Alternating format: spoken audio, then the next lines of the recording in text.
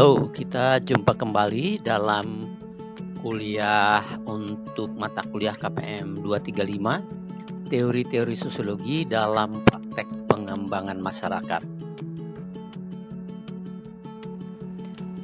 Ini merupakan pertemuan yang ke-8 dan topik untuk pertemuan kita yang ke-8 ini adalah relasi gender dalam komunitas dan pengembangan masyarakat menurut perspektif feminisme. Saya Rilus Akinseng, mari kita lanjutkan pembahasan tentang topik ini. Kita awali pembahasan ini dengan satu pengantar. Teori feminis adalah sebuah generalisasi dari beragam ide tentang kehidupan sosial dan pengalaman manusia yang dikembangkan dari suatu perspektif yang berpusat pada wanita. Ya, jadi teori feminis ini sebetulnya mencakup banyak ragam tipe jenis pemikiran-pemikiran ya tentang kehidupan sosial dan pengalaman manusia, tetapi khusus ditinjau dari sudut pandang atau perspektif kaum perempuan atau wanita. Nah, ada dua cara yang dilakukan oleh kaum feminis ini dalam memahami tadi itu kehidupan sosial dari sudut pandang wanita itu. Yang pertama adalah titik tolak semua penyelidikan itu adalah situasi dan pengalaman wanita dalam masyarakat. Jadi seperti tadi dikatakan ini berpusat pada wanita ya. Titik tolaknya ini adalah pengalaman wanita dalam masyarakat. Lalu yang kedua, teori tersebut berusaha melukiskan dunia sosial yang khas dari sudut pandang kaum wanita. Jadi yang pertama itu adalah penyelidikan itu sendiri, lalu yang kedua ini adalah bagaimana dilukiskan bagaimana dunia sosial itu khas dari sudut pandang kaum wanita. Jadi ini dua hal yang terkait erat satu dengan. Nah, sekarang kita masuk kepada subbahasan yang kedua, yaitu pertanyaan-pertanyaan dasar feminis. Nah, saudara, perkembangan teori feminis itu diawali dari satu pertanyaan yang sederhana. Pertanyaan nomor 1 ini kelihatan sederhana, tetapi sebetulnya mempunyai implikasi-implikasi yang luar biasa. Pertanyaannya adalah, dan bagaimana dengan wanita? Dan ini mencakup pertanyaan-pertanyaan lebih lanjut, yaitu di mana wanita dalam setiap situasi yang diselidiki. Artinya kalau kita ingin memahami satu dunia sosial tadi, di mana wanita dalam situasi itu. Nah, jika mereka tidak hadir, mengapa? Mengapa perempuan atau wanita itu tidak hadir pada situasi itu? Kemudian jika mereka hadir, apa yang mereka kerjakan? Apakah hanya sekedar hadir, mendengarkan saja seperti itu, atau aktif? Seperti apa itu jika mereka hadir? Lalu bagaimana mereka mengalami situasi itu?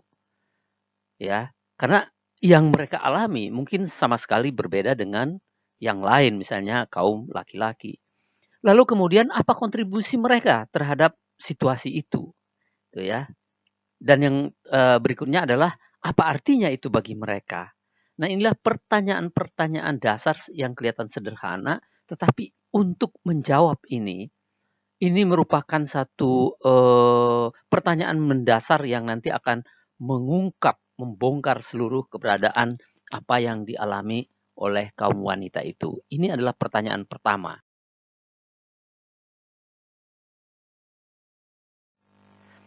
Nah, saudara, untuk pertanyaan nomor 1 itu, secara umum jawaban dari kaum feminis adalah bahwa sebetulnya wanita hadir dalam sebagian besar situasi sosial.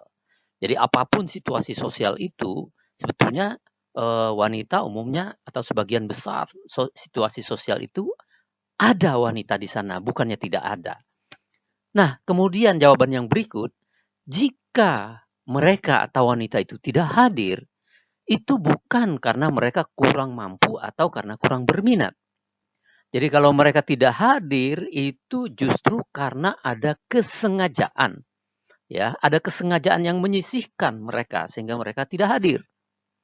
Nah, ketidakhadiran wanita, karena itu ketidakhadiran wanita adalah satu indikator ketidaksetaraan gender. Ya, itu jawaban mereka. Kemudian jawaban berikut adalah jika mereka hadir, sebetulnya wanita memainkan peran yang berbeda dari pemahaman yang populer. Kalau pemahaman populer, kalau perempuan hadir, mereka tidak aktif karena mereka tidak berminat dan seterusnya dan seterusnya. Sepertinya cenderung negatif pandangannya. Sebetulnya mereka aktif. Mereka aktif berkontribusi, melakukan hal yang penting di dalam situasi-situasi sosial itu. Namun sayangnya, meski esensial, peranan wanita dianggap kurang penting, ya, dianggap kurang penting dan ditempatkan di bawah peran laki-laki. Jadi umumnya selalu dianggap peran laki-laki itu yang lebih penting. Itu adalah jawaban mereka atas pertanyaan pertama tadi. Nah, selanjutnya pertanyaan dari kaum feminis yang kedua adalah mengapa semuanya seperti itu? Mengapa semuanya begitu? Ya. Nah, salah satu sumbangan feminisme dalam menjawab pertanyaan ini adalah melalui pengembangan konsep gender. Mulai tahun 1970-an, para teoretisi feminis menunjukkan perbedaan antara atribut-atribut yang ditentukan secara biologis, ya, yang dihubungkan dengan jenis kelamin laki-laki dan perempuan, dan perilaku yang dipelajari secara sosial, ya, berkaitan dengan maskulinitas dan femininitas. Jadi ini dua hal yang berbeda. Mereka kemukakan itu sejak awal, sejak tahun 1970-an. Jadi ini dibedakan antara hal-hal yang biologis memang berbeda dengan hal yang dipelajari secara sosial.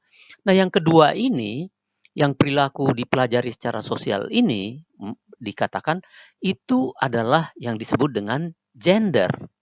Itu yang disebut dengan gender. Dengan demikian, gender itu merupakan sebuah konstruksi sosial atau social construct, bukan sesuatu yang alamiah, tetapi dia diciptakan oleh manusia yang merupakan bagian dari proses kehidupan berkelompok. Jadi sekali lagi gender ini merupakan sebuah konstruksi sosial yang diciptakan bersama-sama oleh manusia sebagai bagian dari proses kehidupan berkelompok.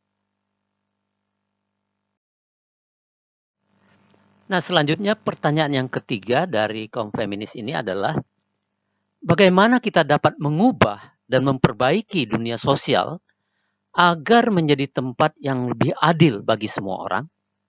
Jadi ini merupakan agenda bagaimana cara mengubah ketidakadilan yang ada saat ini. Nah, komitmen pada transformasi atau perubahan sosial demi keadilan adalah ciri khas teori sosial kritis. Dan ini merupakan suatu komitmen yang dianut oleh feminisme, Marxisme, neomarxisme, juga beberapa teori lain termasuk seperti misalnya teori postkolonial dan sebagainya. Ini nanti kita akan melihat jawaban dari beberapa jenis atau kelompok feminisme di bagian berikut nanti. Selanjutnya pertanyaan yang terakhir dari kaum feminis ini, pertanyaan yang keempat adalah dan bagaimana dengan perbedaan-perbedaan di kalangan wanita itu sendiri? Jadi pertanyaan ini sebetulnya merupakan pertanyaan dalam perkembangan teori feminisme ini semakin ke belakangan ini. Nah, jawaban-jawaban atas pertanyaan ini menghasilkan suatu kesimpulan umum, yaitu bahwa ketidakkelihatan, ya,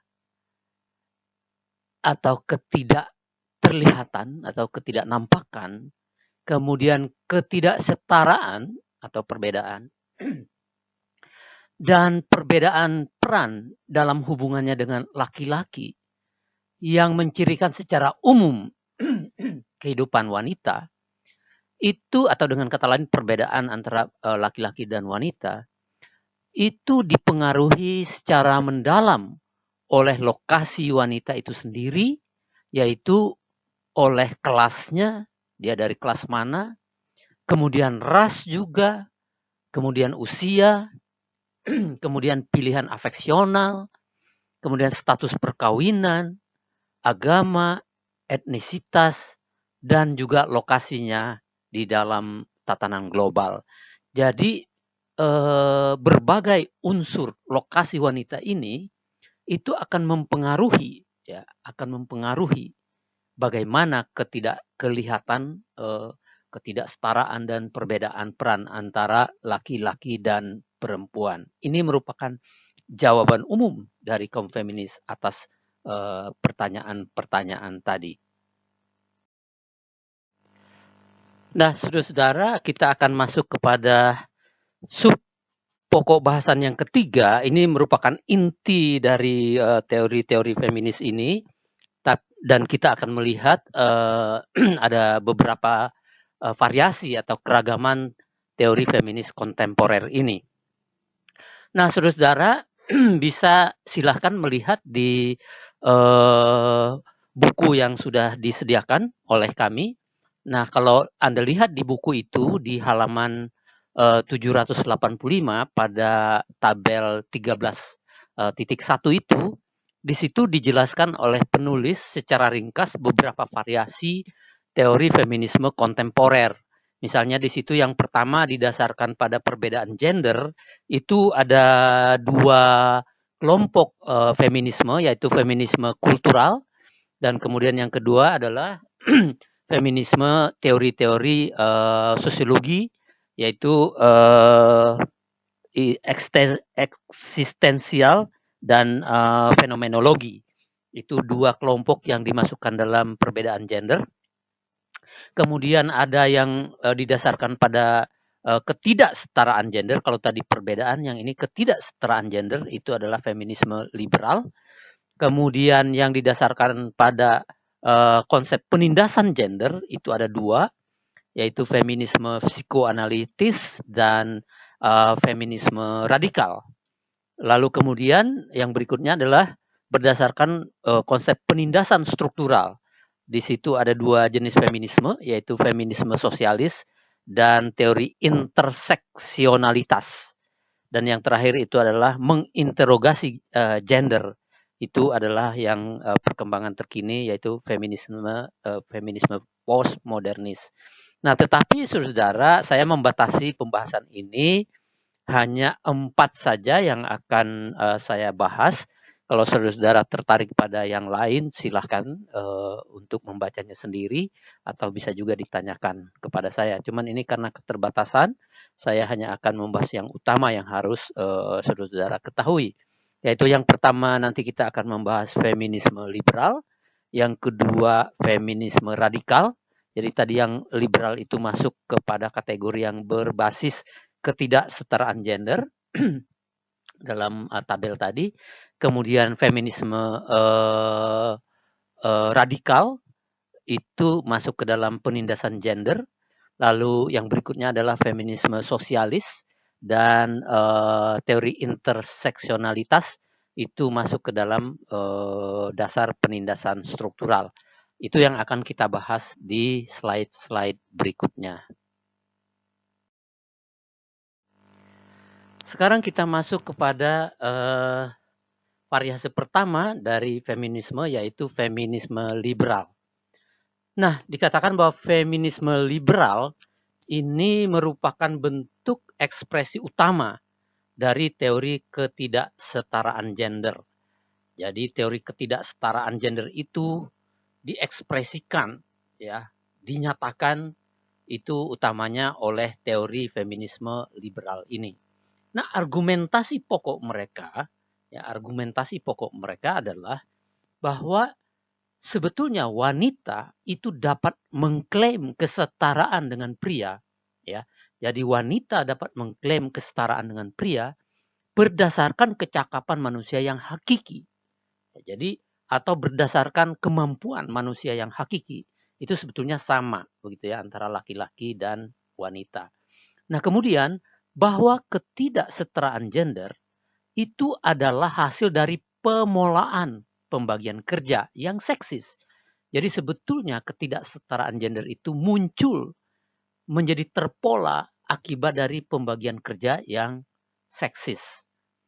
Dan kemudian bahwa kesetaraan gender itu dapat dihasilkan dengan mentransformasi pembagian kerja, karena tadi merupakan hasil dari pembagian kerja yang seksis itu, maka untuk mencapai sebaliknya, yaitu kesetaraan gender, itu dia dapat dicapai melalui transformasi pembagian kerja itu, ya, melalui pemulaan ulang atau pemulaan kembali, ya, di polanya diubah, dirombak, ya, polanya itu, ya, pola interaksinya itu dipolakan kembali, pemulaan kembali kelembagaan-kelembagaan kunci. Seperti dalam hal ini yang penting itu hukum, ya, kemudian kerja itu sendiri, keluarga, kemudian pendidikan dan media. Dengan kata lain, sebetulnya kalau dipola ulang melalui misalnya aturan dalam hukum, kemudian pembagian kerja yang lebih setara, di keluarga bagaimana pengajaran pengasuhan anak di keluarga, di dunia pendidikan, dan kemudian juga media massa itu memola ulang kembali, maka sebetulnya kesetaraan gender itu bisa dicapai karena tadi itu secara hakiki sebetulnya pria dan wanita itu sebetulnya mempunyai kecakapan yang sama.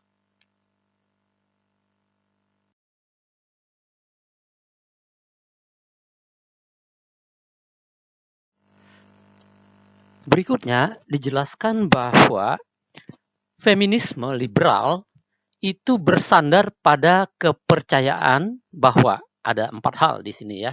Itu menjadi sandaran mereka, ya, untuk mengembangkan teori memperjuangkan kesetaraan gender tadi. Kepercayaan bahwa yang pertama, semua manusia itu mempunyai ciri-ciri esensial tertentu, yaitu kemampuan untuk bernalar atau berpikir, agensi moral artinya bisa menilai, ya, secara moral, dan juga aktualisasi diri. Jadi semua manusia, laki-laki dan perempuan sama, gitu, ya. Kemudian kepercayaan yang kedua adalah bahwa pelaksanaan kemampuan itu, tadi mempunyai kemampuan yang sama, pelaksanaan kemampuan itu dapat dijamin melalui pengakuan hukum atas hak-hak universal. Jadi apabila ada hukum yang mengakui hak-hak baik laki maupun perempuan itu secara universal, maka itu bisa terwujud tadi itu kesetaraan gender, gitu, ya. Kemudian yang ketiga, ketidaksamaan antara pria dan wanita yang ditentukan oleh jenis kelamin adalah konstruksi sosial yang tak punya basis secara alamiah atau nature, ya. Jadi sekali lagi kita ingat tadi ini adalah konsep gender. Ketidaksamaan antara pria dan wanita itu sebetulnya itu adalah hasil konstruksi sosial. Jadi dengan kata lain itu merupakan gender, gitu, ya. Bukan karena sifat yang alamiah, gitu, ya, yang membuat ketidaksamaan itu. Nah, kemudian yang terakhir, yang keempat adalah bahwa perubahan sosial untuk kesetaraan itu dapat dihasilkan oleh seruan terorganisir kepada publik dan dengan menggunakan negara. Jadi peranan negara, peranan publik memberikan pressure itu menjadi penting dalam upaya menciptakan perubahan sosial. Inilah 4 kepercayaan yang menjadi dasar feminisme liberal. Nah, salah seorang tokoh feminis namanya Risman itu melukiskan bahwa gender itu merupakan suatu struktur yang sangat rumit yang memolakan perilaku manusia pada 3 level, yaitu mulai dari level individu, kultural atau interaksional, dan juga pada level institusional. Jadi ini kita bisa melihat pandangan feminis seperti ini menunjukkan bagaimana rumitnya dan sebetulnya tidak mudah tentunya untuk mengubah gender sebagai struktur sosial ini yang memolakan perilaku itu tadi. Nah, kemudian feminisme liberal mengatakan bahwa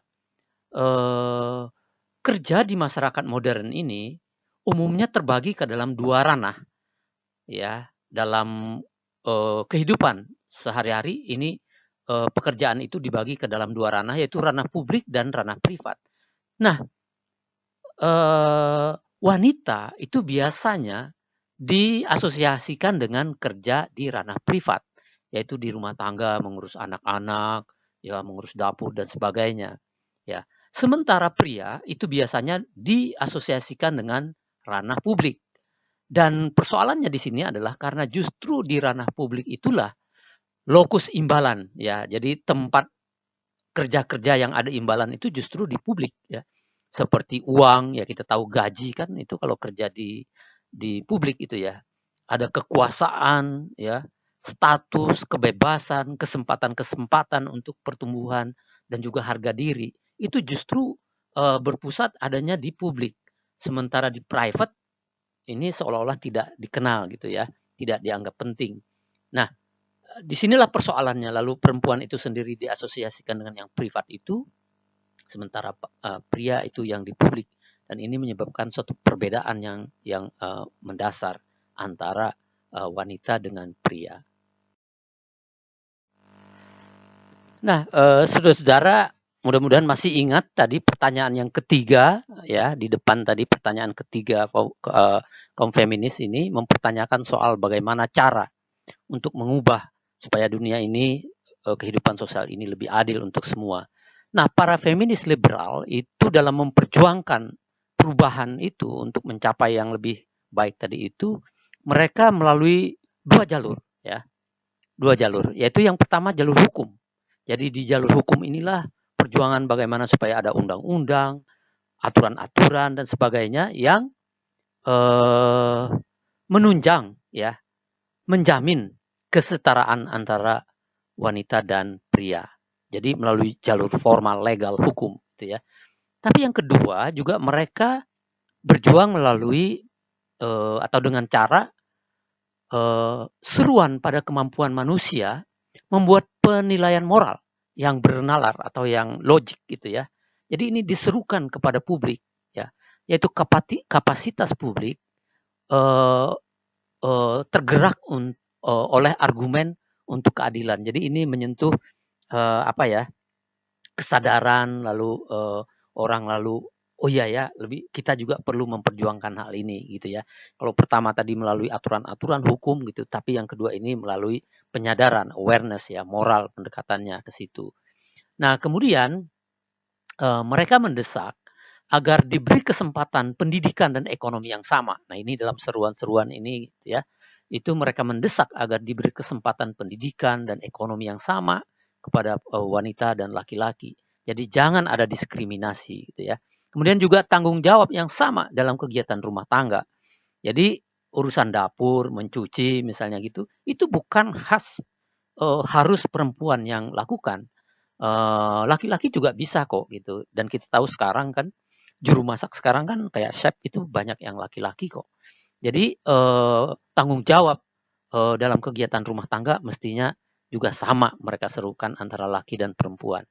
Kemudian juga mereka menyerukan adanya penghapusan pesan-pesan seksis dalam keluarga, pendidikan, dan juga media massa. Jadi yang mendiskriminasi perempuan, menyepelekan perempuan, dan sebagainya, yang seksis itu kiranya mereka serukan untuk dihapus pesan-pesan seperti itu, baik dalam keluarga, kemudian dalam institusi pendidikan, dan juga di media massa.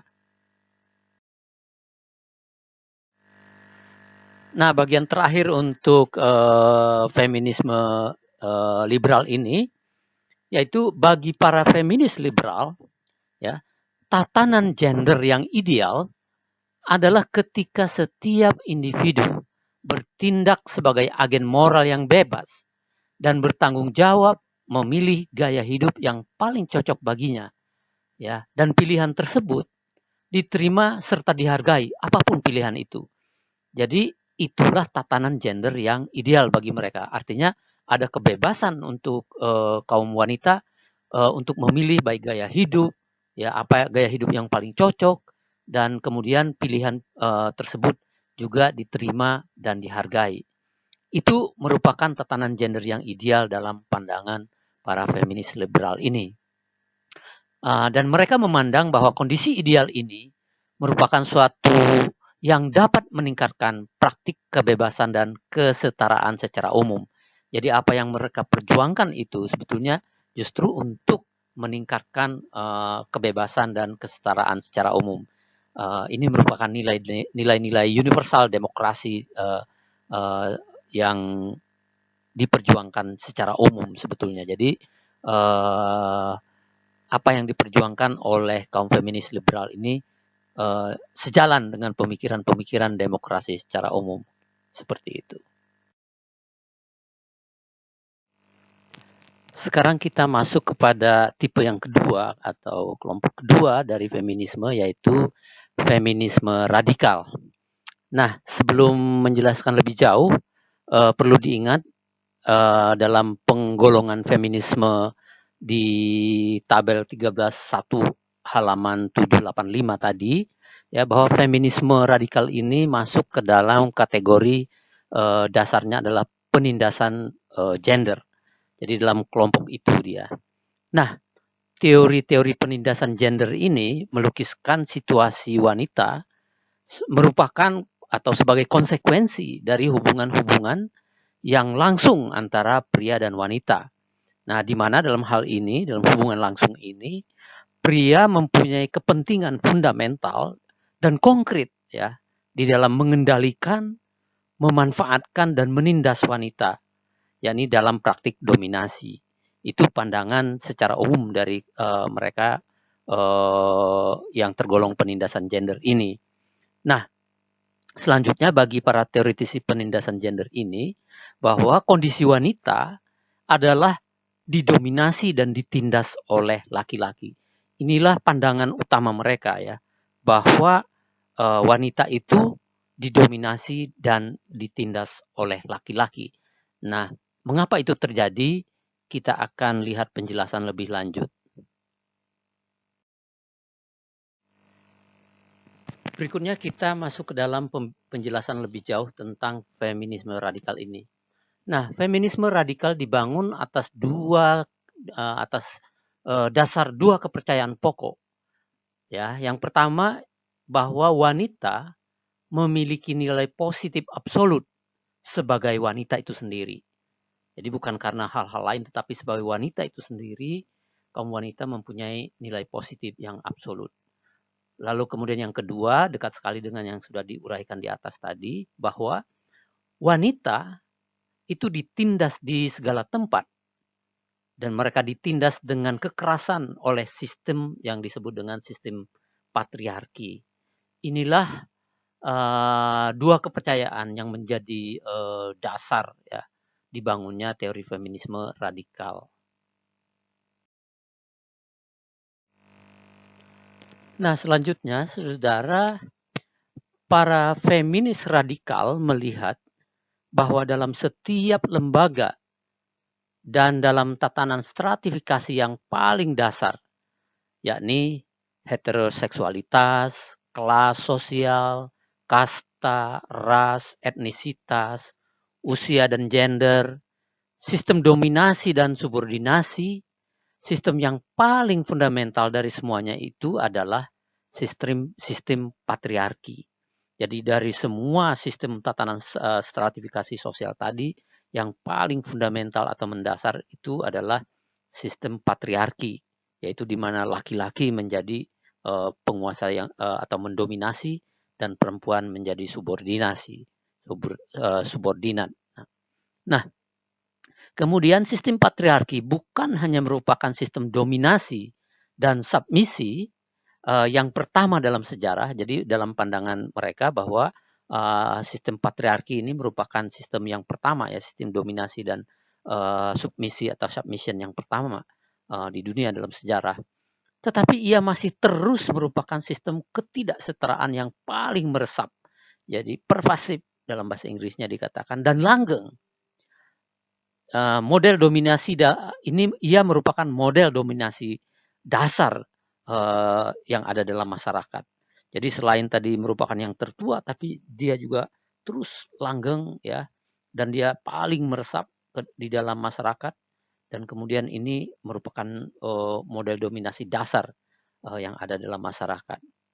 Nah, selanjutnya dikatakan bahwa patriarki paling sedikit diperhatikan. Jadi walaupun dia tadi merupakan sesuatu yang langgeng dan paling tua sebetulnya, tetapi paling sedikit diperhatikan.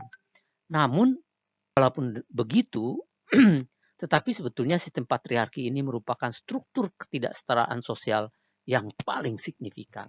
Jadi boleh dibilang paling penting, paling signifikan adalah sistem patriarki ini. Ya, seperti itu dalam pandangan para feminis radikal ini.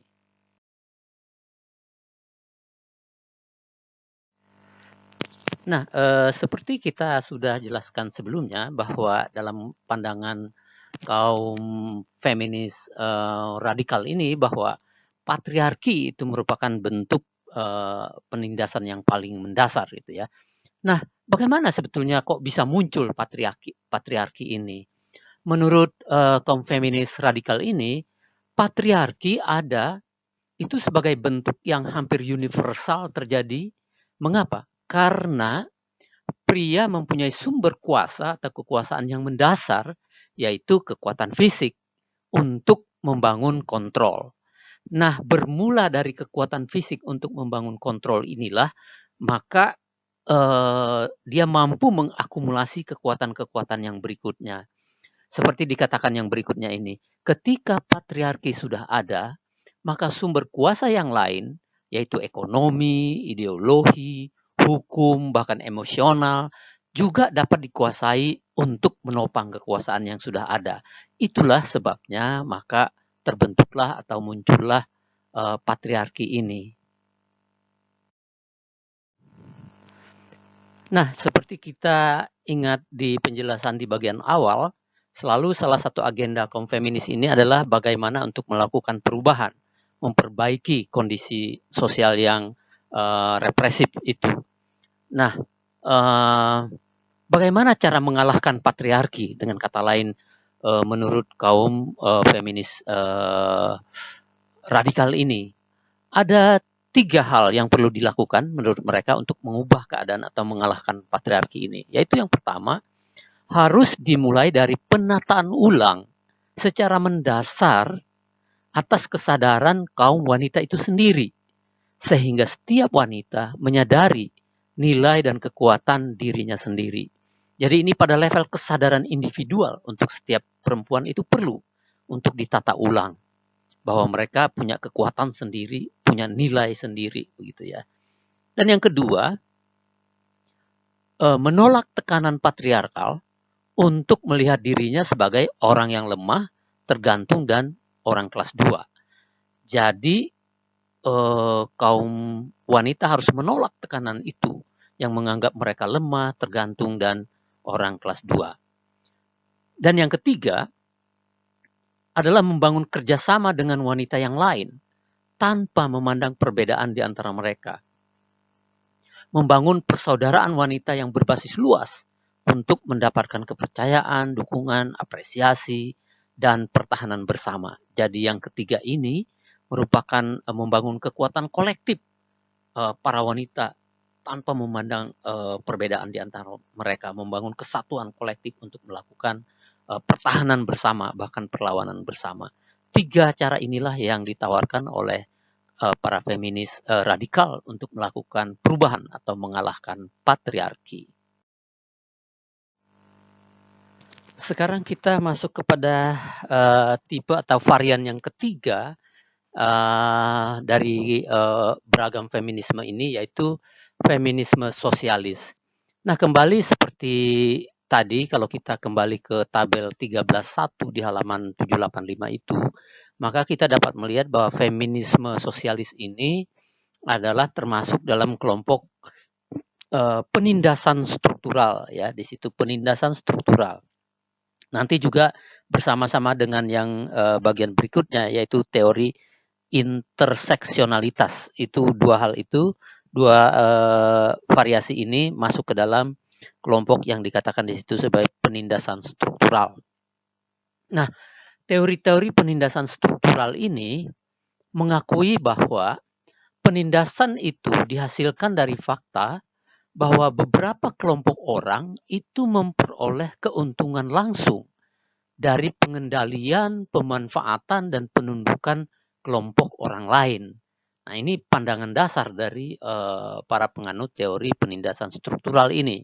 Jadi penindasan itu merupakan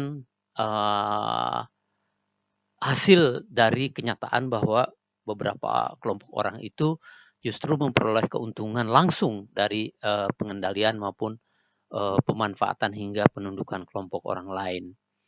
Kemudian para teoretisi ini juga berfokus pada struktur yang menindas itu adalah struktur patriarki kembali, kemudian kapitalisme, rasisme, dan heteroseksualisme dalam melihat penindasan itu. Jadi mereka berfokus kepada struktur-struktur besar itu dalam upaya untuk memahami fenomena penindasan, khususnya penindasan kaum perempuan ini. Nah, feminisme sosialis itu berupaya untuk menggabungkan pemikiran besar dari feminisme radikal di satu pihak dan pemikiran dari Marxian. Jadi ini dari pemikiran Marxian ya, turunan dari Marx. Itu ingin digabungkan oleh mereka. Apa yang ingin digabungkan? Yaitu kalau dari feminisme radikal seperti sudah kita bahas sebelumnya tadi, bahwa feminisme radikal itu menganggap patriarki itu merupakan sumber penindasan terhadap kaum wanita. Itu gagasan utama dari feminisme radikal ya tadi itu ya. Nah, sementara itu kalau pemikiran Marxian itu mereka berpandangan bahwa kapitalis itu merupakan sumber penindasan. Kita ingat karena kapitalis menciptakan kelas, ada kelas yang memiliki kapital yaitu kaum kapitalis dan kemudian ada yang menjadi buruh ya. Dan itu merupakan sumber penindasan di dalam pandangan kaum Marxian. Nah, feminisme sosialis hendak menggabungkan dua struktur ini, yaitu patriarki dan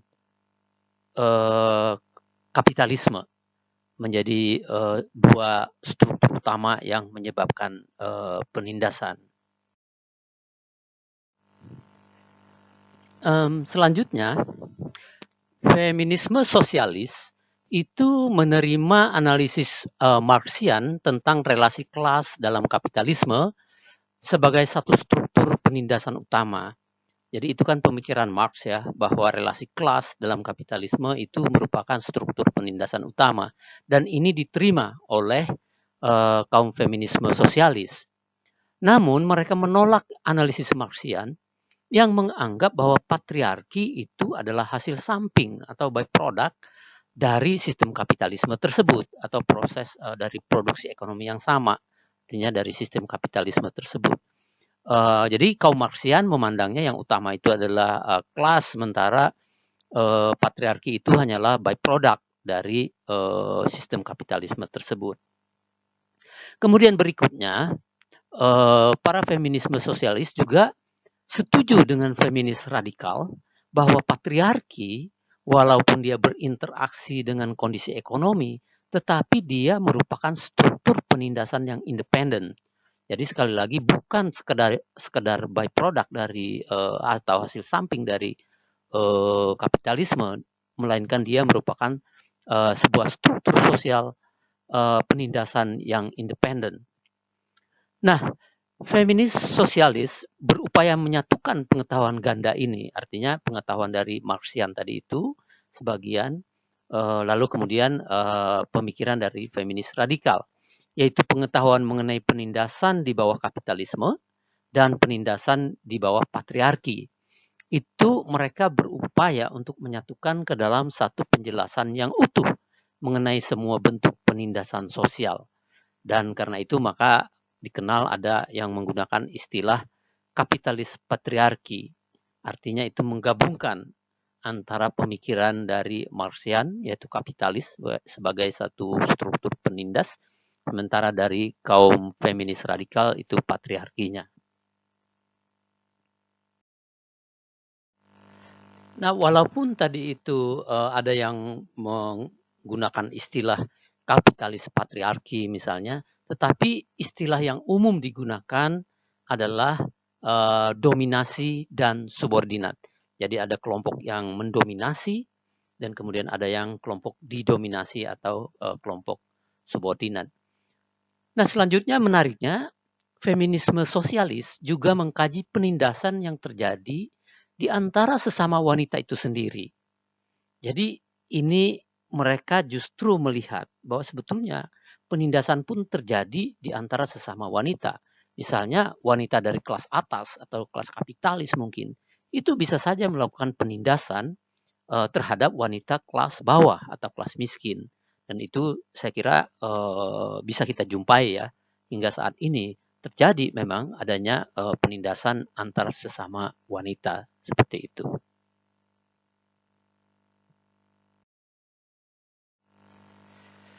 Di bagian akhir pembahasan kita tentang feminisme sosialis ini, kembali kita melihat bagaimana mereka menawarkan program perubahan, bagaimana melakukan transformasi untuk mencapai apa yang diinginkan. Nah, program feminis sosialis untuk melakukan perubahan adalah dengan menyerukan solidaritas global kaum wanita untuk melawan kekerasan kapitalisme dalam hidup mereka. Kemudian juga dalam kehidupan komunitas dan juga bahkan lingkungan. Jadi kembali ini mirip dengan feminisme radikal tadi. Mereka menyerukan solidaritas global kaum wanita. Nah, dengan dimasukkannya isu lingkungan di situ, maka bahkan perhatian ke ekofeminisme, ya, feminisme lingkungan itu merupakan kecenderungan utama pada feminisme sosialis ini belakangan ini. Jadi ekofeminisme itu merupakan bagian dari, kalau menurut para penulis ini, buku ini, ekofeminisme itu merupakan bagian dari feminisme sosialis. Dan mereka menganggap dalam pemikiran secara umum saja, ya singkat saja, ekofeminisme ini menganggap bahwa perempuan itu justru yang lebih care terhadap lingkungan, terhadap alam, ya. Sementara sifat eksploitatif dominatif itu memang ada di kaum laki-laki, sehingga cenderung yang bersifat dominatif eksploitatif itu dan menyebabkan kerusakan lingkungan itu adalah justru kaum laki-laki. Maka itu ekofeminisme ini menyerukan supaya kaum perempuan itu diberikan kesempatan untuk lebih mengurusi, ya, memelihara alam ini, karena mereka justru lebih care terhadap lingkungan atau sumber daya alam ini. Nah, itu sedikit tentang ekofeminisme. Nah, itu pertama tadi untuk melakukan perubahan itu, yaitu menyerukan solidaritas global kaum wanita. Nah, lalu yang kedua, para feminis sosialis juga melakukan mobilisasi orang, ya, untuk menggunakan negara sebagai alat bagi pendistribusian kembali sumber daya masyarakat, ya, secara efektif, yaitu melalui apa? Melalui penyediaan jaringan pengaman yang luas atau safety net. Kemudian di dalamnya termasuk seperti pendidikan, kesehatan, transportasi, perawatan anak, perumahan, dan lain-lain. Jadi di sini mereka menyerukan supaya negara itu melakukan berbuat gitu ya, bertindak untuk menciptakan pemerataan, intinya seperti itu. Dan juga melalui penerapan, ini pemerintah juga ini masih, yaitu melalui penerapan pajak progresif, ya, untuk mengurangi kesenjangan antara yang kaya dan yang miskin. Dan juga kemudian jaminan upah untuk menopang hidup bagi seluruh anggota masyarakat. Jadi ini mungkin semacam adanya upah minimum, ya, yang menjamin standar kehidupan seluruh anggota masyarakat. Nah, ini yang mereka minta supaya dilakukan oleh negara, dan mereka memobilisasi orang-orang atau masyarakat untuk mendorong negara untuk melakukan hal tersebut. Jadi bisa kita katakan melalui dua jalur, yaitu membangun solidaritas global kaum wanita dan juga menyerukan supaya negara melakukan program-program seperti yang sudah dijelaskan tadi. Itulah cara untuk melakukan perubahan sehingga terjadi lebih keadilan, ya. Tidak terjadi penindasan terhadap kaum wanita.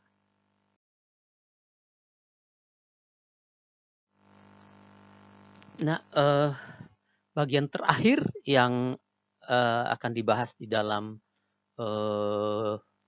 kuliah kali ini adalah bagian yang keempat, yaitu variasi dari feminisme ini adalah teori interseksionalitas.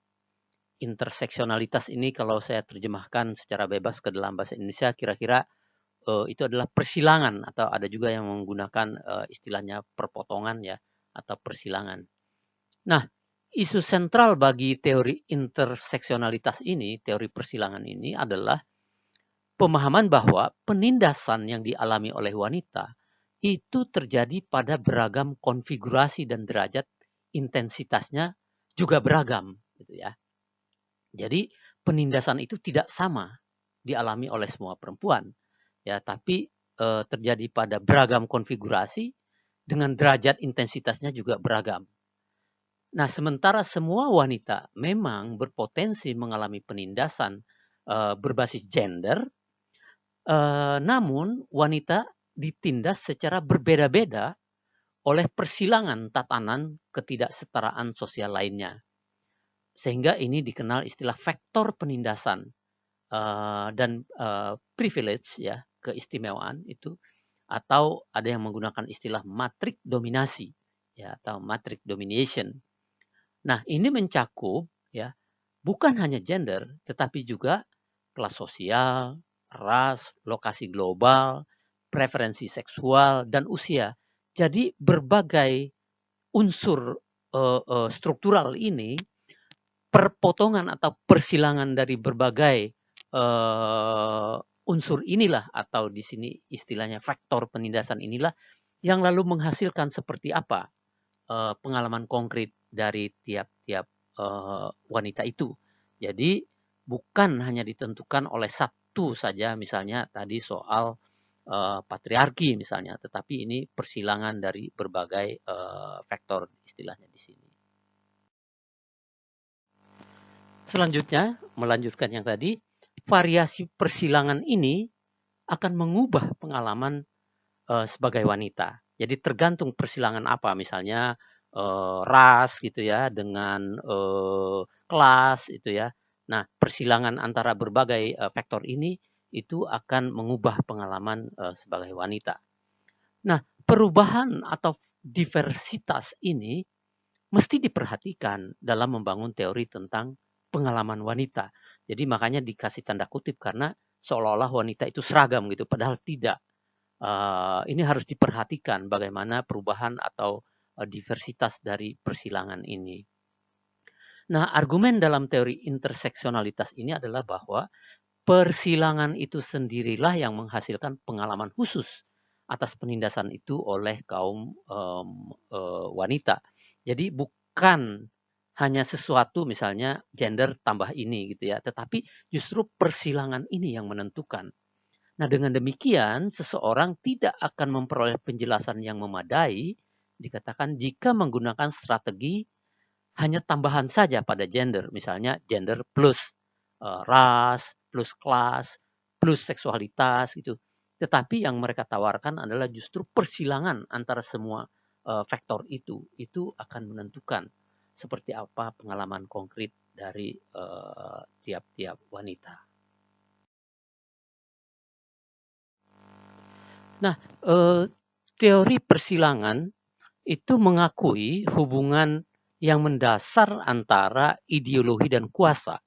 Jadi ada hubungan mendasar antara ideologi dan kuasa yang memungkinkan mereka yang dominan untuk mengontrol subordinat. Jadi dengan adanya hubungan mendasar antara ideologi dan kekuasaan, maka mereka yang dominan itu lalu dimungkinkan untuk mengontrol subordinat ya. Dengan apa? Dengan menciptakan suatu politik di mana perbedaan itu menjadi alat konseptual untuk membenarkan penindasan. Jadi melalui politik ya itu diciptakanlah ya bahwa perbedaan itu justru digunakan sebagai alat konseptual untuk membenarkan penindasan. Dalam hal ini yang dominan itu menggunakan perbedaan antar orang untuk membenarkan praktik penindasan. Dengan cara apa?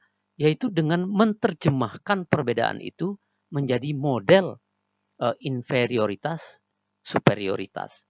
Jadi perbedaan bukan hanya dilihat sebagai perbedaan, tetapi lalu diterjemahkan sebagai inferioritas dan superioritas, dan karena itu menjadi dasar penindasan, ya. Nah, dalam hal ini orang disosialisasikan untuk melihat perbedaan bukan sebagai sumber keragaman, interest, dan kekayaan budaya. Karena kalau itu kan bagus itu, melainkan penilaian lebih baik atau lebih buruk. Jadi sekali lagi di sini yang disosialisasikan bahwa perbedaan itu bukan merupakan satu kekayaan budaya dan lain sebagainya, tetapi justru diberikan penilaian menjadi lebih baik atau lebih buruk.